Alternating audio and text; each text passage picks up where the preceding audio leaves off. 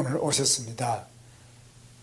저는 손학규 선배님은 저희 대학교의 학생운동의 선배이시고 또 직접 공장에 들어가셔서 노동 현장에도 계시고 또 선배이시고 또 빈민운동이나 여러 부분에서 선배이십니다. 제가 도지사를 나올 때도 우리 손 선배님한테 그 도지사 그거 하는 게 좋습니까? 이렇게 물어보고 그러니까 뭐 한번 해볼 만하긴 하다고 그러셔서 그때는 사실 손학규 선배님이 도지사를 한 번 더 하셔야 된다.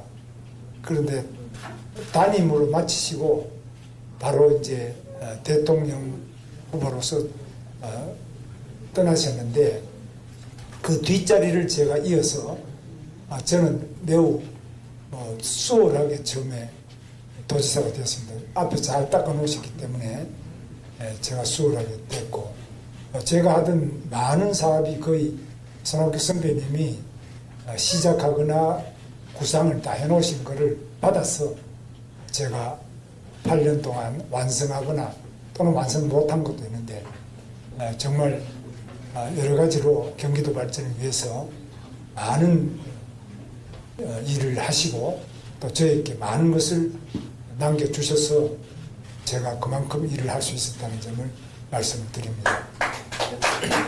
그리고 무엇보다도 본인이 기성정치에 물들지 않고 새로운 정치 길을 가야 되겠다. 그런 생각을 많이 하셔서 그동안에 많은 시도도 하시고 많은 또 노력을 하셨습니다. 그래서 저에게는 아마 운동권에서의 그 생각만이 아니라 국회의원으로서도 또 광명에서 국회의원 하신다.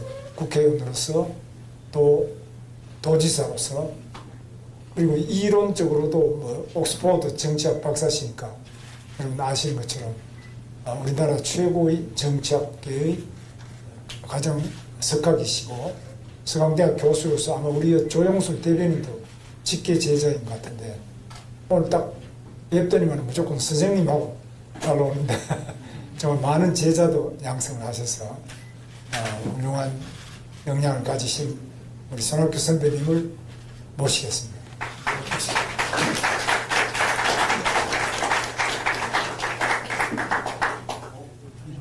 여기 나와서 인사하시죠. 예, 나왔습니다. 예. 인사부터. 손을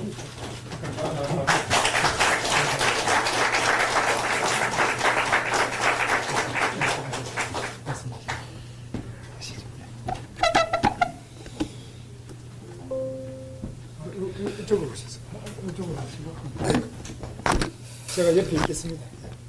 여러분 깜짝 놀라셨죠? 제가 여기 나타나서.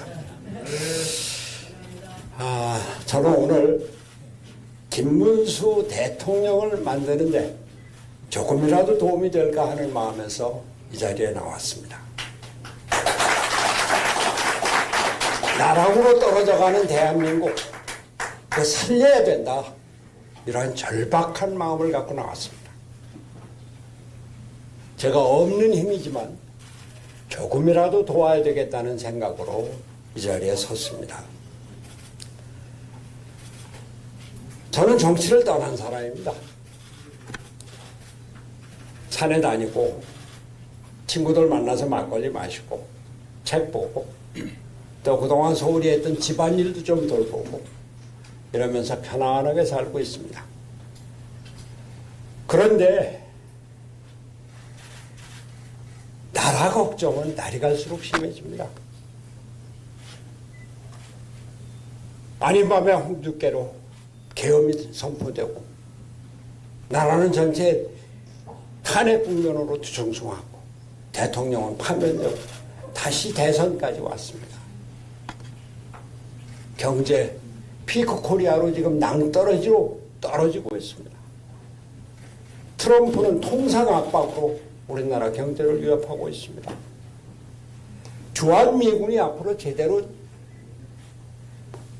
주둔할지 아니면 중국 견제용으로 역할 변경을 할지 북한은 핵무기 미사일 개발하는데 북한을 핵 보유국으로 인정을 한다고. 안보 위기. 전체적으로 우리나라가 위기에 처해 있습니다. 지금 대선판이 진행되고 있는데 죄송한 말씀입니다만 세상에서는 지금 이재명이 대통령 다 된 것처럼 얘기를 하고 있습니다. 이재명 대세론이 이 세상을 휩쓸고 있는 게 현실입니다. 그런데 과연 이재명이 이 위기에 대한민국을 구할 수 있을까? 10만 원 호텔 경제론, 커피가 원가가 120원인데 8,000원에서 10,000원 받아요. 지역 화폐로 경제를 살릴 수 있습니까? 기업을 살리겠다고, 첨단 산업 강국을 만들겠다고 하면서 노란봉투법 이걸로 기업을 활성화시키겠다고요. 반도체 특별법을 만든다고 하면서 52시간 노동 규제 전혀 손대지 않고 우리나라 첨단 산업 강국 만들겠다고요.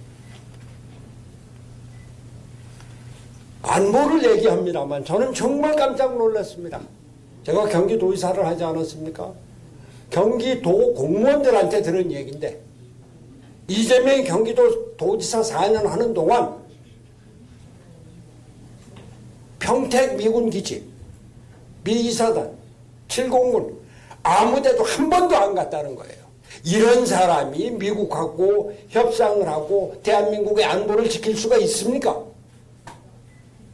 참으로 걱정입니다.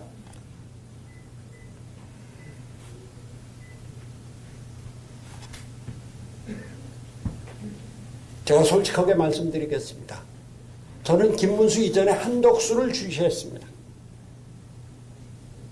이 자리에도 그런 분들 꽤 많이 있을 겁니다. 당장 트럼프가 집권해서 관세 폭탄으로 통상 위기가 왔는데 이거 누가 관리할 건가? 주한미군 철수위협, 북한의 핵무기협, 한미동맹, 안보 위기를 누가 관리할 것인가?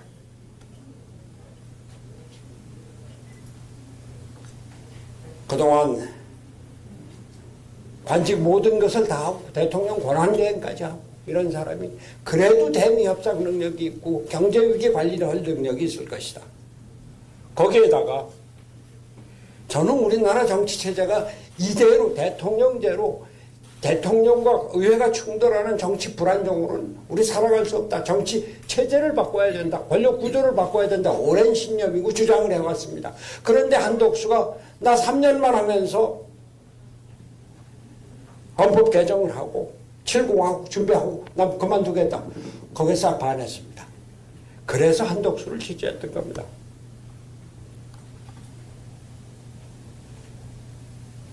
이제 우리는 87년 체제를 청산하고 7공화국을 만들어 나가야 됩니다. 그 준비를 해야 됩니다.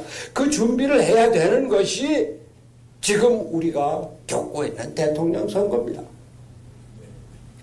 그러나 여러 가지 과정, 말썽도 있었습니다. 어쨌건 단일화 과정에서 우리 김문수가 승리했습니다. 대단한 사람이에요. 이 김문수의 의지, 아주 놀라운 집권 의지, 그것을 뚫어내는 추진력. 사실 제가 김문수를 잘 알지만 놀랐습니다. 김문수가 단일 후보로 사실상 단일 후보가 확정이 되고 그날 오후에 저한테 전화를 했습니다. 도와주십시오. 선대위원장을 맡아주십시오. 나는 그야말로 여기까지다. 내가 하려고 할 게 아니다. 그 한쪽에는 사실 김문수에 대한 탐탁하지 않은 감정이 남겨져 있었습니다. 그런데 이제 대선 열이틀밖에 남지 않았습니다. 제가 어떻게든지 이 나라를 구해야 된다. 이 나라를 구하기 위해서는 그래도 김문수밖에 없다 이런 생각을 하면서 어떻게 돕지 생각을 하다가 어제 저녁에 YTN 방송에서 대담을 하고 그리고 생각을 했습니다. 이렇게 이재명한테 정권에 가서 나라를 맡길 수는 없다. 김문수가 경기도지사 잘하고 청렴 결백하고 아주 직선적이고 그리고 확고한 의지를 갖고 있는 김문수밖에 없다. 더 끌지 말고 이제 나가서 돕자. 어젯밤에 결정을 했습니다.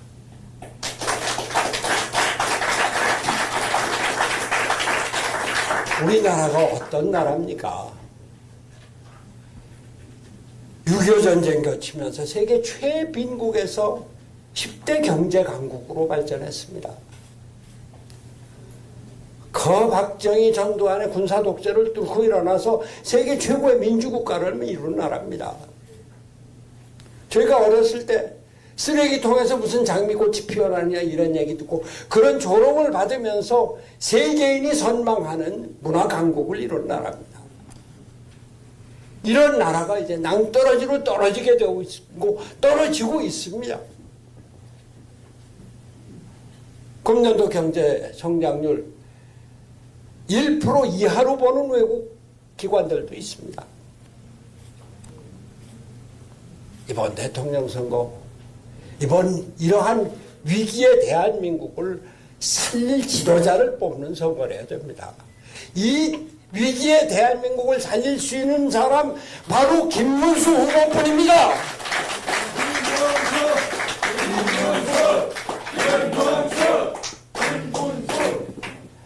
김문수 후보 본인이 좀 아까 말씀하셨습니다만 경기도지사 제 후임입니다. 사실 그때 2번이나 불러서 정말 경기도지사 안 할래. 처음에는 망설였어요. 얘기가 경기도지사 잘하는 것하고 정치하고는 좀 다르네요. 형님 보니까. 제가 경기도지사는 잘한다는 평가를 받았는데 그 당시 대통령 예비 후보로 김이명박 박근혜 손학규 중에 손학규가 제일 꼴찌니까 그것도 한참 떨어져서 그 얘기를 하는 거예요. 그래 제가 2번째 불러서는 네가 앞으로 대통령을 꿈꾸면서 하는 얘기인 것 같은데 대통령을 꿈꾸면은 경기도지사를 네가 할 수만 있다면 그거보다 더 큰 축복이 없다 그렇게 얘기를 했습니다. 경기도는 대한민국의 축소판으로 없는 것이 없는 데다가 국방 안보 이건 그러니까 도지사에 관할 업무는 아니지만 대한민국 화력의 70% 80%가 경기도에 몰려 있다. 연말에 군부대 위문을 가려고 하면은 지휘관이 삼성 장군 이하 부대는 갈 엄두도 못 내게 그렇게 부대가 많은 것이다. 미 2사단, 7공군 사령부, 한미연합훈련 때는 라포트 대장이 때 연합사령관을 했는데 그분하고 같이 포천이죠. 동두천에 직접 그 훈련을 참관을 하면서 미 2사단 그 상황실에도 들어가 본 사람입니다. 그런 얘기를 해주고 여하튼 도지사를 했는데 도지사 잘했습니다. 판교 테크노밸리 기획하고 기공식은 제가 했습니다만 그걸 완성을 해서 지금 700조 800조 매출이죠. 그거를 8년 동안 완성하고 확장시킨 게 바로 김문수입니다. 수원의 광교 신도시 있죠. 지방자치단체가 신도시를 만든 게 그겁니다. 그때 제가 기억했는데 그걸 완성해서 지금 아주 최고의 주택단지로 만든 게 김문수입니다. 주한미군 동두천에서 철수해서 어디 갈 데 없을 때 평택에 500만 평을 만들어서 여기 국제도시를 만들겠다. 지금 평택의 국제신도시 미군 기지, 세계 최고의, 세계에서 가장 좋은 미군 기지가 됐습니다. 그걸 완성한 것이 바로 김문수입니다. 그것을 기출로 해서 평택의 반도체 클러스터 있죠. 우리나라 최고의 반도체 클러스터인데, 세계 최대의 반도체 클러스터인데, 그거를 기획하고 만들어서 지금 생산해서 반도체 강국을 만든 게 바로 여러분의 김문수입니다. 김문수 대통령. 그리고 말이죠, 저는 김문수가 GTX를 얘기할 때, 야, 저거 저런 걸 되지도 않을 텐데 말이죠. 처음에 꼼수인 줄 알았어요. 근데 그게 계속해서 지금 1호선이 완공이 돼서 운행되고 있지 않습니까? 교통혁명이고 우리나라 삶을 바꿔놓는 그러한 미래형 지도자가 바로 김문수입니다, 여러분.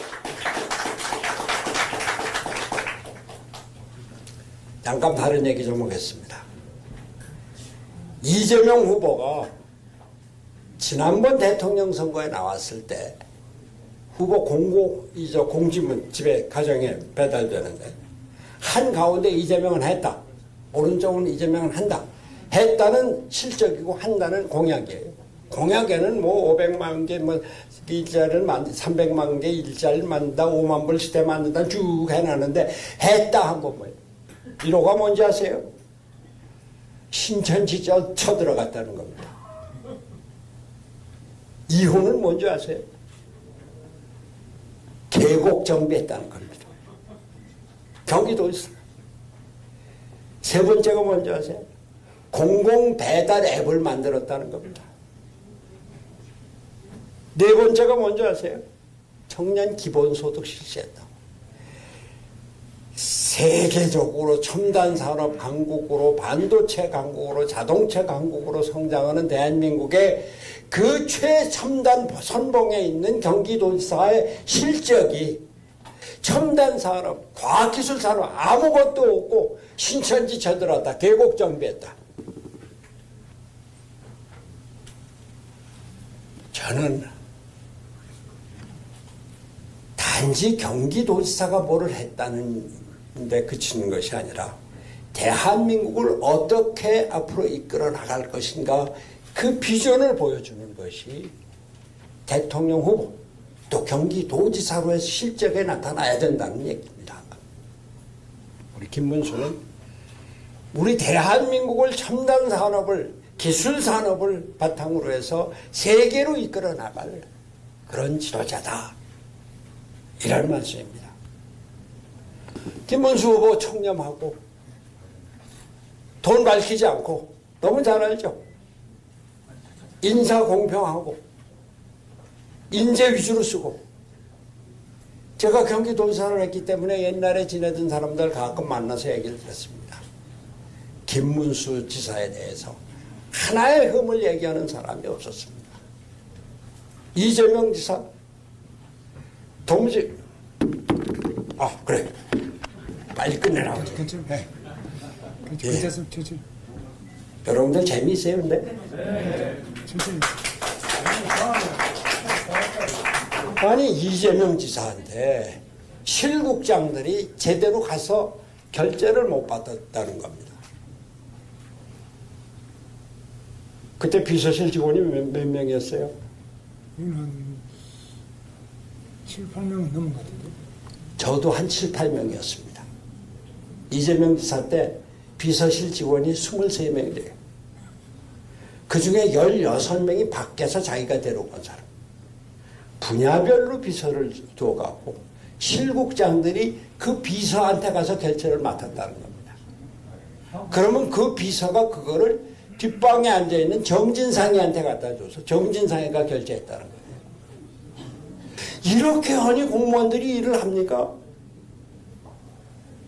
부지사가 그냥 결제 사인만 하지 실제로 내용을 아무것도 간섭을 못했다는 겁니다. 만약에 이런 사람이 대통령이 돼서 나라를 운영할 때 과연 공무원들이, 장관들이 제대로 책임지고 일을 할 수 있겠느냐, 그 말씀을 드리는 겁니다. 우리나라 위기에서 벗어나야 합니다. 경험, 능력 검증받았습니다. 김문수를 대통령으로 만들어서 경기도에서 닦고 갈고 닦은 능력, 비전, 이걸 갖고 대한민국 발전의 선봉장으로 만들어야 된다. 김문수 대통령을 그렇게 만들자, 그런 말씀을 드립니다. 우리나라 지금 삼권 분립이 무너지고 있습니다. 아니, 어떻게 국회에서 대법원장 탄핵을 얘기를 하고 국회에서 청문회에 나오라고 얘기를 하고 특검을 하겠다고 하고 대법원 판사를 30명으로 늘려서 자기들 마음대로 하겠다고, 그리고 선거법상의 위증죄, 이건 처벌 대상이 아니다 그래서 그걸로 대법원에서 파기환송받은 이재명 앞으로 면소 판결 받겠다 이런 겁니다. 법을 바꾼다는 거예요. 대통령이 당선되면 재판을 정지하겠다. 오죽하면은 법관들이 법원 대표자 회의를 소집을 해놓고 그 의제를 재판의 독립, 그 재판 독립의 이유는 재판 결과를 갖고 이 책임을 묻는 거, 이거 안 된다. 그걸 때문에 제도를 바꾸는, 법을 바꾸는 거, 이거 안 된다. 이걸 의제로 삼지 않았습니까? 이재명이 대통령이 되면은 행정부 입법부는 물론이고 사법법까지 그 아래다 놓겠다는 겁니다. 오죽하면 오늘 아침 어느 신문 주필이 칼럼에 총통제 위기가 다가오고 있다 그렇게 썼습니까? 제가 오늘 김문수를 지지하러 나온 것은 그저 내 후임 경기도사 이것이 아니라 우리나라가 이렇게 가다가는 민주주의가 완전히 무너지고 삼권 분립이 아니라 삼권 통일의 총통제, 이럴 위험이 있다. 우리 민주주의를 지켜야 된다. 경제를 살려야 된다. 안보를 제대로 지켜야 된다. 거기에 김문수가 있다. 그래서 여러분께 호소를 드리러 나온 겁니다.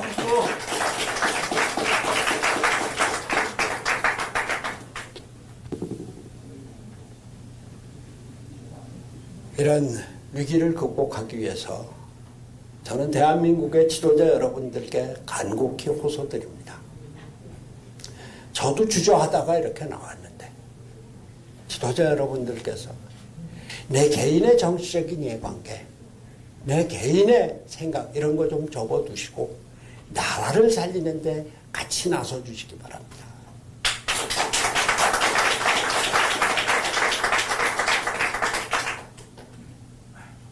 지도자 여러분들이 갖고 있는 애국심 정말 절실하게 중요하고 필요한 때입니다. 나를 버리고 나라를 살리는데 김문수를 도구로 쓰고 옆에서 뒤에서 밀어주고 앞에서 끌어주고 그렇게 해서 나라를 살리는데 앞장서 주실 것을 간곡히 호소합니다. 저는 제가 이 자리에 섰습니다만 백의 종군을 할 겁니다. 무슨 직책을 맡지 않을 겁니다. 한 사람의 시민으로, 한 사람의 전직 정치인으로, 또 한 사람의 애국자로 우리나라를 살리지 않으면 안 된다는 간절한 사명감을 갖고 맨몸으로 뛰겠습니다. 김문수 후보께서 저는 김용태 선대위원장께서 우리 박대출 선대본부장께서 저를 필요로 하고 제가 가서 도움이 될 거면 어디든지 가고 어느 시간에든지 나가서 무슨 일이든지 하겠습니다.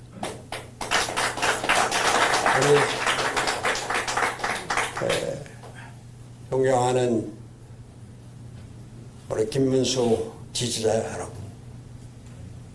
내가 어느 당에 속해 있건 또 과거에 김문수와 어떤 관계에 있었건 또 지금 내가 뭐를 해야 될까 걱정하는 분들, 지금은 정말로 애국심이 필요한 때입니다. 애국심과 사명감으로 김문수를 대한민국의 대통령으로 만들어서 이 지금 낭떠러지로 떨어지고 있는 경제 강국, 문화 강국, 민주주의 위기의 나라 살립시다. 우리 다 같이 힘을 합쳐서 나라를 살리고 대한민국을 살리고 민주주의를 살려나갑시다. 감사합니다.